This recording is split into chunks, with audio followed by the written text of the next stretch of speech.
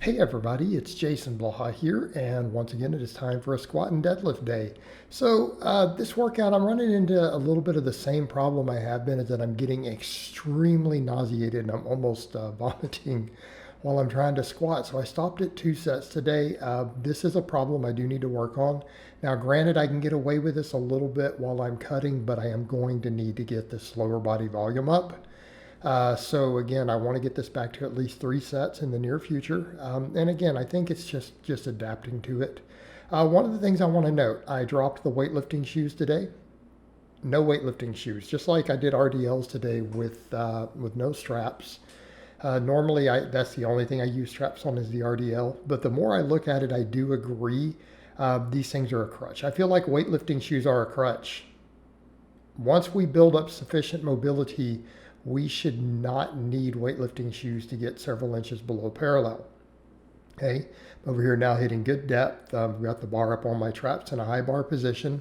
One of the things I'm also having to mess with, even though my shoulder mobility is improved, I do run into a little bit of trouble getting the bar in a good position sometimes. And I'm finding today that if I just went wider, I could get under there a lot easier. Right now, that also means we need to make sure our upper back is good and strong. But as far as the sets go, I was pretty happy with these. Most of the reps, I sank them pretty deep. Uh, Felt really good, high quality stimulation on this. Felt like my quads really got lit up a lot. Okay, they really got lit up. I feel like this is overall good positioning for me. And I think today I noticed once I dropped those and went back to the flats, just went back to some of my Chuck Taylors I felt like it was a little smoother, but I am running into the issue of the higher rep squats are making me almost vomit. And again, I've got to sort that because I need to get this better. Like I really need more squat volume than even this. That 3x10 I've been doing with this, over time that needs to go up. That either needs to add more reps, or we need to start adding more weight. But I feel like my quads are coming back. My quads are bigger again. They're getting leaner as I've continued to cut. And the other thing, man, I mean, I'm having to deal with goofballs coming in who don't understand the loose skin thing. They're kind of like, oh, we'll get down to whatever weight, and then they're like putting parentheses loose skin. It's like, all right, guys, that is what loose skin is. Loose skin is where your body fat sticks to. Okay, so I've tried to make that very clear in the vlogs that obviously the loose skin has large amounts of fat adhering to it, and that if we get lean enough, loose skin tightens up. That's what happens. Your skin stays loose because body fat pulls there where it's previously been, and so it keeps the skin looser until you diet the fat underneath. But it shifts your fat distribution, and I thought that was clear, but some of the people coming in don't get that, and that's okay. RDLs, again, kind of the same thing. I was just feeling, again, a little bit of that fatigue today, so I stopped at 2 sets. I did these without straps, and actually it wasn't bad just doing mixed grip. I did change bars midway. That's one reason I'm like, I don't want to mess with too many sets. I just got tired of messing with it. I switched bars over and had to reload all the plates. I did the deadlift bar so I could leave the other bar on the rack to do calf raises. This bar was easier on my hands. That's one thing I do have to note. Trying to use that deadlift bar for the higher volumes on this is really hard on the hand skin. So something I do need to be aware of. I'll just use that smoother bar, which, hey, it's great for grip training. All right, calves. One of the things I noticed is that my shoes really kind of dig into my feet when I try to use too tall of a plate. So I'm like, let me just use, one of these 25s today. And again, I got a hell of a calf pump. It's my second time doing calf work in years. And honestly, I think people, how do I put this? I think they overthink calf work. People come up with all these hypotheses instead of just training their calves. Well, because of this or that with calves, they need these crazy high reps, or it's like, no, they don't need any of that. Just come in and train them. Get a good stretch at the bottom, train them through a good range of motion, get a good pump, progressive overload. Okay, that's it. That's it. That's all they take. I did used to train my calves. This is my untrained size. This is kind of what they fell back to from years and years of only doing squats and stuff.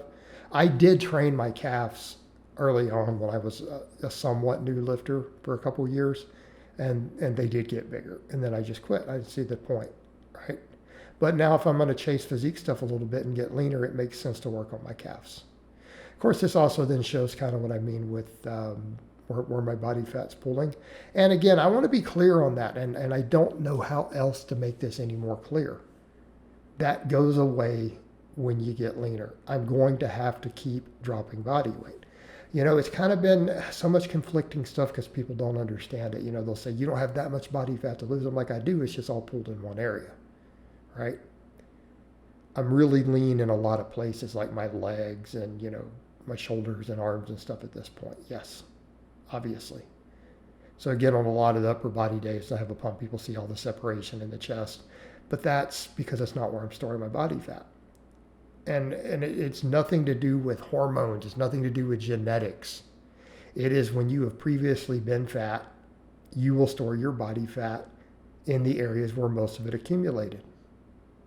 That's where it will be the last to go when you get leaner. Okay, it's very simple. It's not that complicated. And so, yeah, I do have a decent amount to lose. I feel like for that waistline area to tighten up, I'm going to have to drop close to 200. I'm down to 215 now, but I'm going to need to be close to 200 to really tighten that up, and we're just going to stick it through. It's all good. But the calf work felt good, happy with it. Nice, good pump in my calves. My calves will probably grow from all that. And here's the other thing. Now that I'm doing the higher rep quad work again, just trying to slowly build the squat work capacity. I've had days where I did get the 3x10. I'm going to have to get used to whatever nausea is going on there. I'm going to have to figure it out, maybe adjust what I eat before I train. Okay. But between that and I think even doing the calf work again will actually probably raise my calorie expenditure. Right, just when you're up moving around, walking around, if I start gaining more calf muscle again, guess what happens? You burn more calories. That's part of the method to the madness. Is going to make cutting and staying leaner easier.